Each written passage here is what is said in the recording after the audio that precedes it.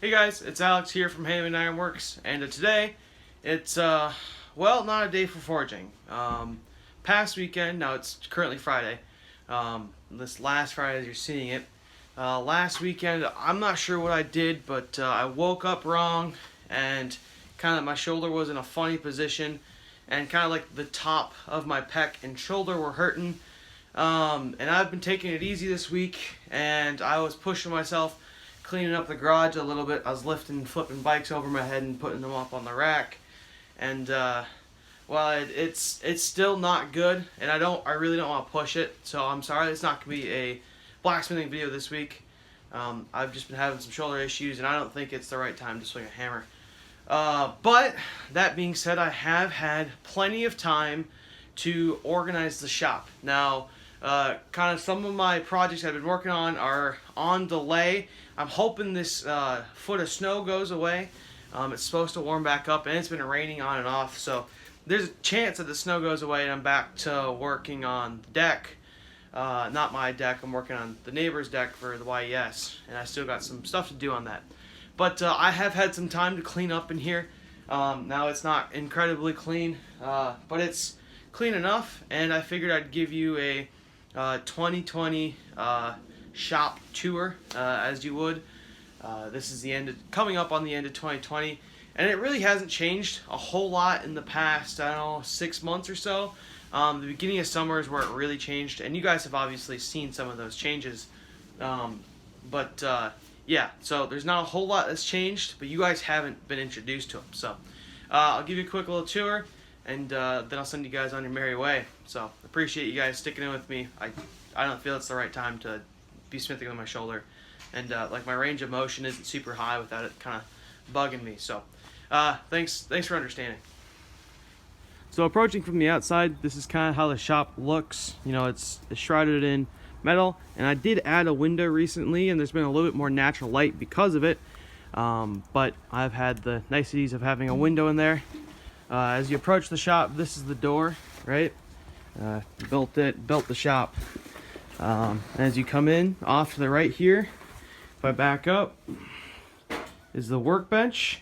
Now this is a multi-tier shelf, and so there's layers up here.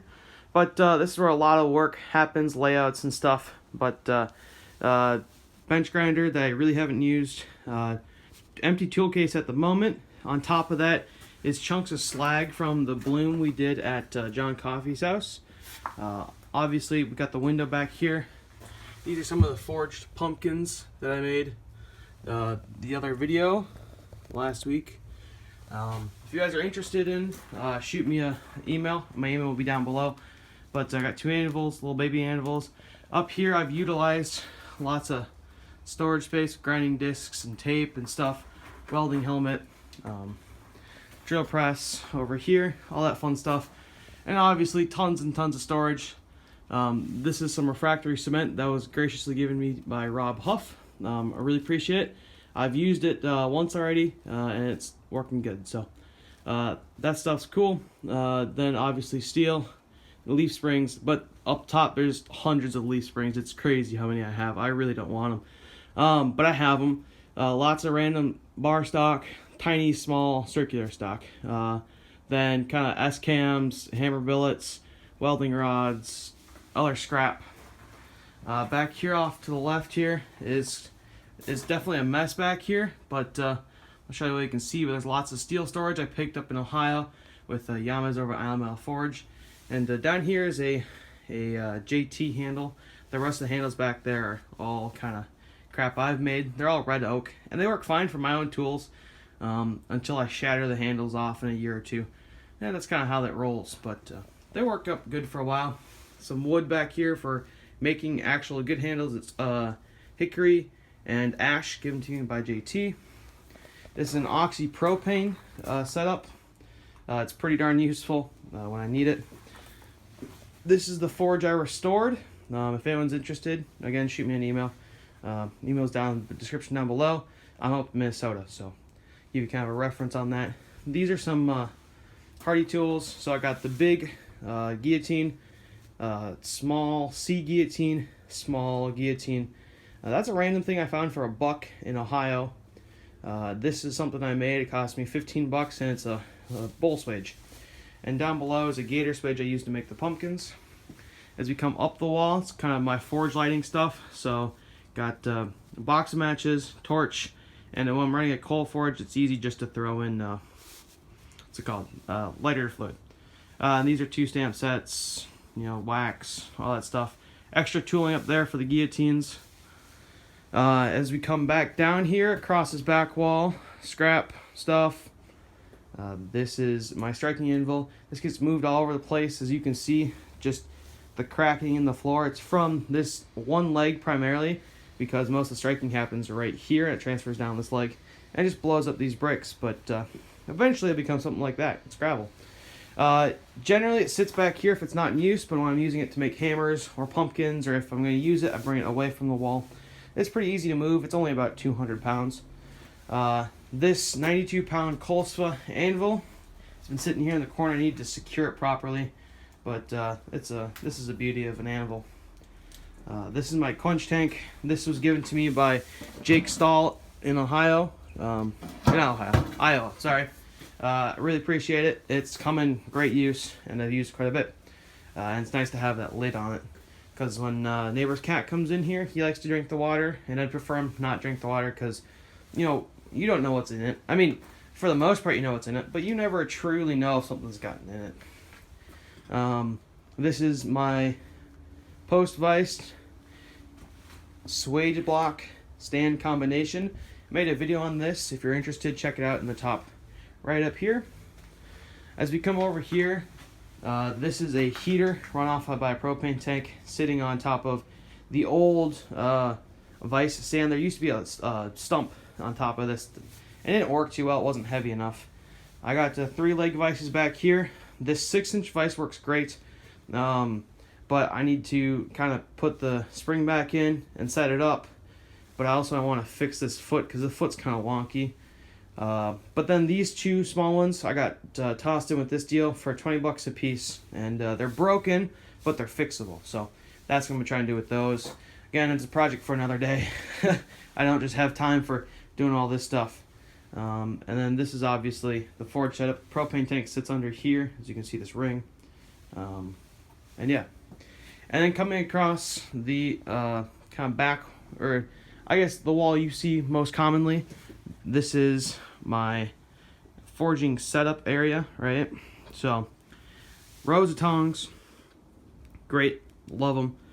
Headphones, tape measure, wire brushes up and down this little post. Got just more random stuff. This is all hand tooling. There's a couple files in here and a compass. But then my prized collection of hammers. Let's bring you in closer here. This is one I made with Randy, JT, and Keaton in Wisconsin. This is one I made with Alan Beasley, Curiosity Forge, down in Ohio.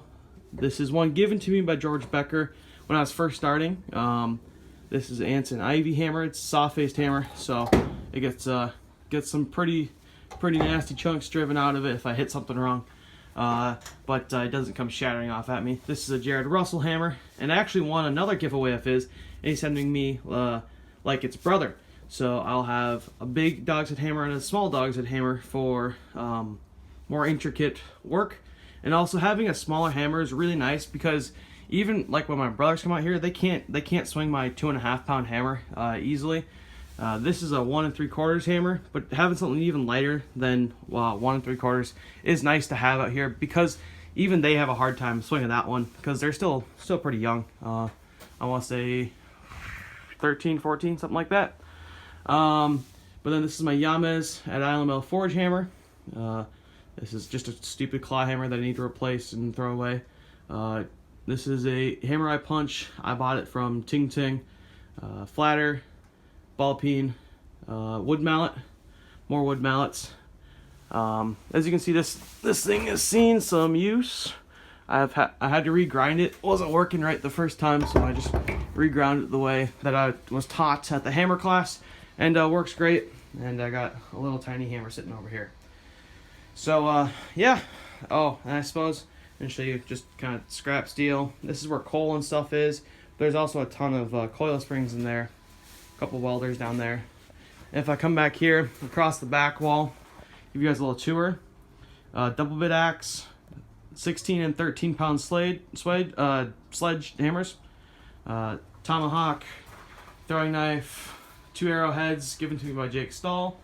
Then it's a bunch of hand planes that I've gotten for cheap. This is a wall I made in class. It's just a demo wall. But down here is the AH made to me by Joe at the Soggy Bottom Forge. And this comes from Chris over at, I can't think of it, Off-Grid Ironworks or something like that. Then this is the Malabo by Yama's Alamel Forge. This was an S-hook given to me by Denise. She made it. As you can see here, this is just a really old kind of crappy pair of tongs I broke off. A little baby snake I made. An F-bomb from Steve over at Uncle Buck's Forge. This is a Mariners bat that I've had and it's just sitting out here. I was born in Seattle, so I support the Mariners. But then all the stickers, and I got some more coming in pretty soon. So, but yeah, that should do it. Oh, I suppose I did make a pauldron a while ago, so that's sitting up here too. So yeah, that's what the shop looks like right now. Again, it's a bit of a mess, and I apologize for that. But you know, you can't do much in a super clean shop without making it messy. So everything gets a little bit of a mess here and there. But for the most part, it's semi-clean. So I do like to keep my shop fairly well clean as I can get it, per se. Every day after I'm done forging, my forge gets set to, I just turn the air all the way up, turn the propane off, because it needs to cool off so that it doesn't melt the fan. But that runs for 15-20 minutes, and then while I'm out here, I just kind of I put all my tools away that I've used for the day, and while through heats, I will put tools away that I'm not currently using. But after that time, I do have some time. I clean up and I do other stuff, get other projects ready, get the shop as cleaner when I can. And so it's not a complete disaster, but it's not clean by any stretch of the imagination. So I appreciate you guys hanging in with me, and I'm sorry. I can't control what I did to my shoulder. I'm not even sure what I did to my shoulder. I hadn't been forging for 2-3 days, and I woke up funny, and I don't know, I couldn't tell you. So my apologies, and this is kind of what the shop looks like in October 2020. So thanks for sticking in with me. Catch you guys in the next one. Peace out.